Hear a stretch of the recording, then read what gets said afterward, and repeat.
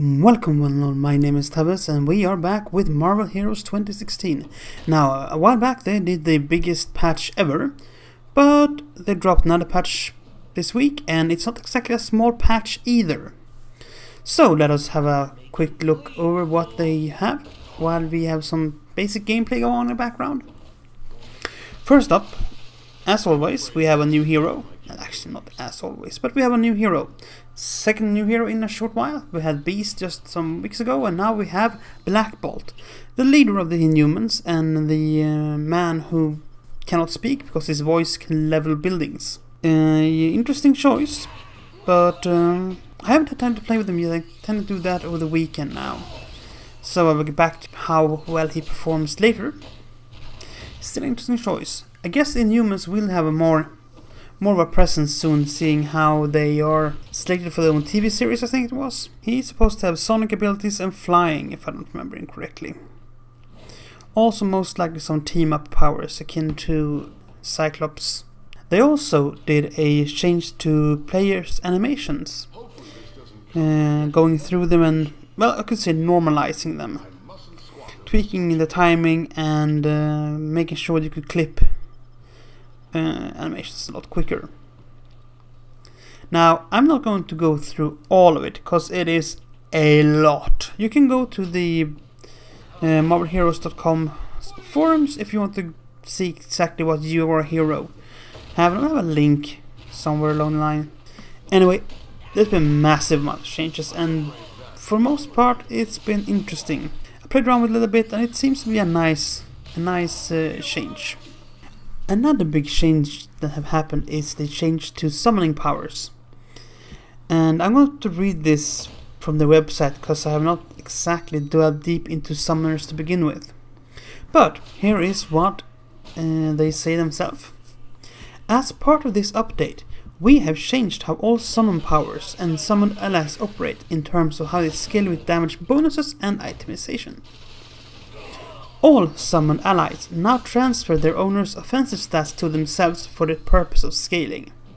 This includes stats such as critical hit rating, critical damage rating, brutal strike damage, and damage rating, and so on and so forward. Summoned allies will also gain a benefit of highest type damage bonuses between energy, mental, and physical.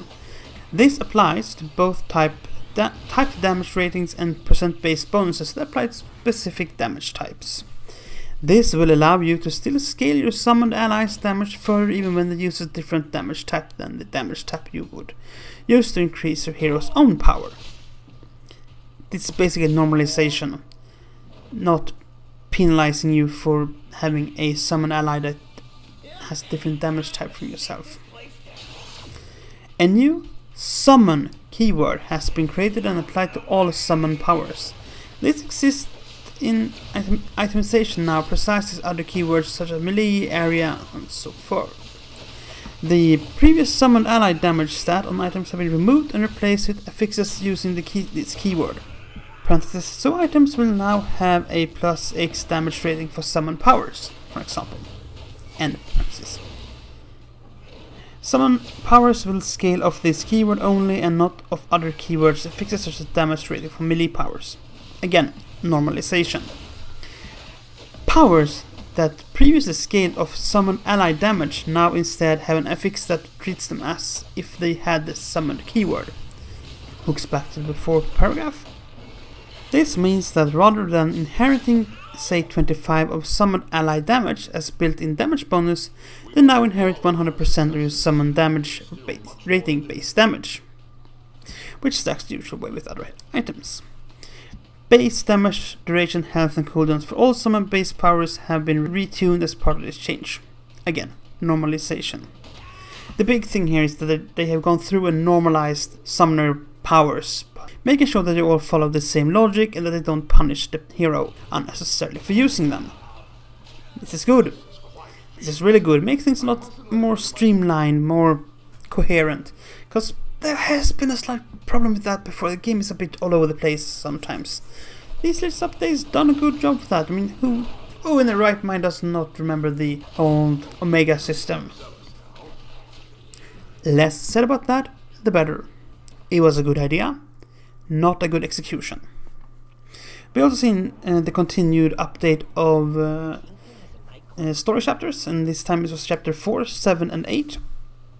They have also normalized how item in the 1 through 5 slot work, and it's been updated from common to cosmic, trying to work in this new property system. Basically, it says that common, aka white, tier items do not roll with any additional fixes, however they use a new fixed scaling based on item grade. Uncommons roll with a random affix from the common table, just as before the patch. In slot 1 to 4, slot 5 rolls with a proc effect from a new pool of slot 1 to 5 items, similar to procs on other items such as uniques. Rares, same as before, but 2 random affixes. And slot 5 items has a rarity roll with 1 common random affix and 1 proc effect. Epics, 2 common random affixes for 1 to 4, and they do tend to have a higher tier than rare. Slot 5 epic rolls with the same one stronger common affix and 1 proc effect. Cosmic yellow, tier 1 slot and tier slot 1, 2 and 4 will spawn with 3 common affixes of similar quality to epic rarity items. Slot 3 and 5 will roll at 2 common affixes of similar quality to epic proc. This is horrible. We'll post this in text also so you can read it. Some item grade drop changes. When playing on heroic and cosmic difficulty, one will see slot items 1 through 5 drop with the improved item grade. There's been a change to unique items, and it's a specific set of items. Black Panther's Vakanan ceremonial necklace has been changed to a fighting bonus for its proc. Colossus Bands of Strak has a proc now that changes from fighting and speed to durability and strength. Makes sense. Additionally, the armor cost reduction has been changed to movement speed increase on area power. Well, fair enough.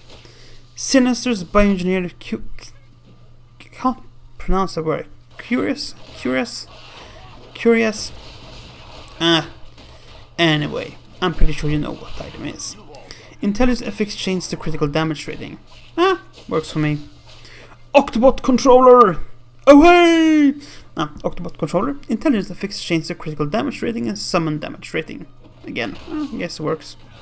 Cerebral helmet interface. Part of intelligence affix changes to critical damage rating and summon damage rating. Again, works for me. There has been a change to the shield supply drop.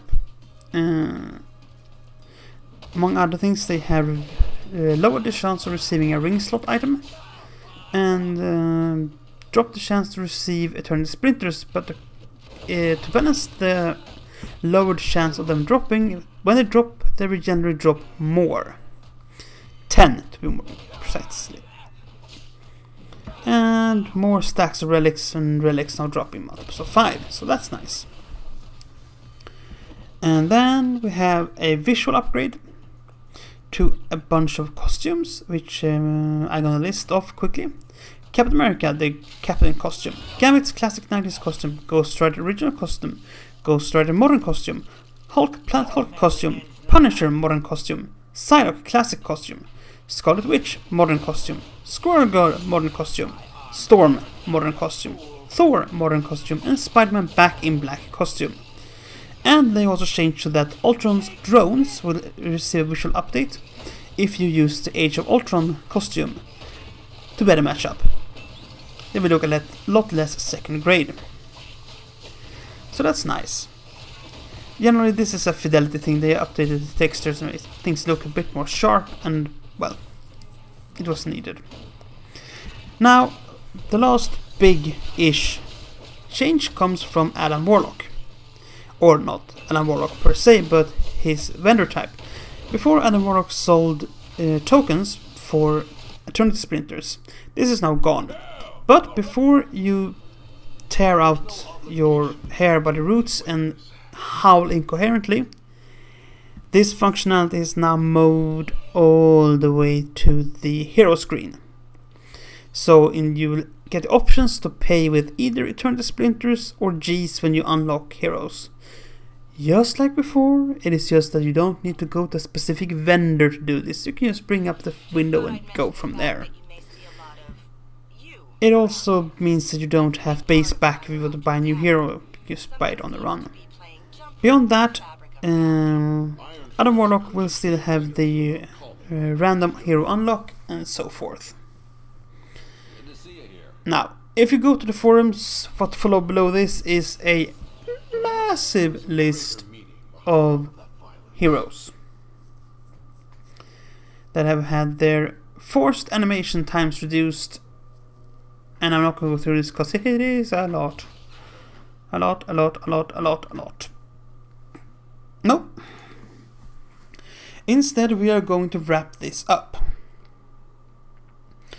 For all intents and purposes, this have been a quick overview of the latest patch, the patch which was named, I forgot to tell that. This is Marvel Heroes 2016 2.04 patch. There you go. So, if you like the content, give a thumbs up. If you dislike the content, give a thumbs down. And as we all know, subscribing is caring. Until next time, stay safe, be kind, and play fair. Bye!